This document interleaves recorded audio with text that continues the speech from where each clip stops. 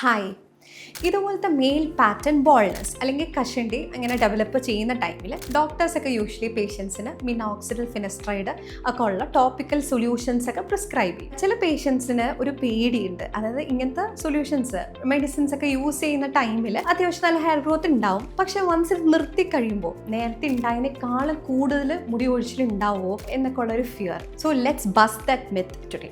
So hello Domat, I would like to know your take on this. മുടി കൊഴിച്ചിൽ ഒരുപാട് കൂടുതലായിട്ട്, അതായത് മിനോക്സിഡിൽ നിർത്തി കഴിയുമ്പോൾ കൂടുതലായിട്ട് പഴയതിലും കൂടുതലായിട്ട് മുടി കൊഴിച്ചിലുണ്ടാവുമോ എന്നുള്ളതാണ് നമ്മളൊരു ക്വസ്റ്റ്യനായിട്ട് വരുന്നത്. അതിന് നമുക്ക് രണ്ട് പാർട്ടായിട്ട് കാണാം. അതായത് നമ്മളിപ്പോൾ ഈ സംസാരിക്കാൻ പോകുന്നത് ആൻഡ്രോജനറ്റിക് അലോപേഷ്യ അതല്ലെങ്കിൽ കഷണ്ടിയിൽ ഉള്ള ആൾക്കാർക്ക് നമ്മൾ മിനോക്സിഡിൽ യൂസ് ചെയ്ത് കഴിഞ്ഞാലുള്ള സെനാരിയോയാണ് പറയാൻ പോകുന്നത്. അതിൽ ഫസ്റ്റ് സെനാരിയോ എന്ന് വെച്ചാൽ നമ്മളിപ്പോൾ 25 അല്ലെങ്കിൽ 30 ഇയർ ആയിട്ടുള്ള ഒരാൾക്ക് ഓരോ വർഷം കൂടുന്തോറും നമുക്ക് ആ മുടിയുടെ കട്ടി കുറയാനും പാച്ച് പോലെ അപ്പിയർ ചെയ്യാനുള്ള ടെൻഡൻസി ഉണ്ടാവും.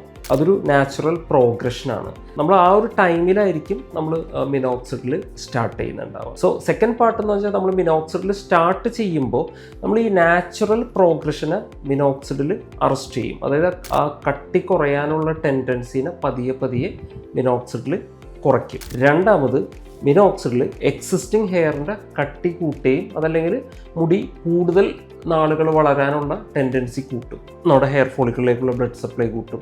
അതല്ലെങ്കിൽ വളരുന്ന ഫേസിലുള്ള ഹെയറിനെ ആ ഫേസിൽ തന്നെ മെയിൻറ്റെയിൻ ചെയ്യാൻ വേണ്ടി മിനോക്സിഡിൽ ട്രൈ ചെയ്യും. ഇനി മിനോക്സിഡിൽ നിർത്തി കഴിയുമ്പോൾ എന്താ സംഭവിക്കുക?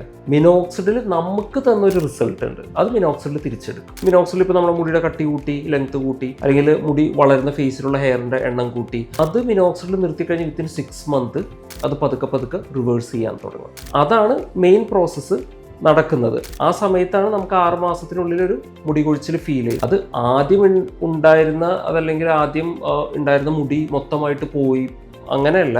അത് ആക്ച്വലി മിനോക്സിഡിൽ തന്ന റിസൾട്ടാണ് റിവേഴ്സ് ചെയ്യുന്നത്. പിന്നെ ഉള്ളത് രണ്ടാമത്തെ പാർട്ട്, നേരത്തെ പറഞ്ഞ പോലെ ഓരോ ഇയർ കഴിയുമ്പോൾ നമുക്ക് നാച്ചുറൽ ആയിട്ടൊരു പ്രോഗ്രഷൻ ഉണ്ട് ഹെയർ തിൻഡ് ഔട്ട് ആവാൻ വേണ്ടിയിട്ടുള്ളത്.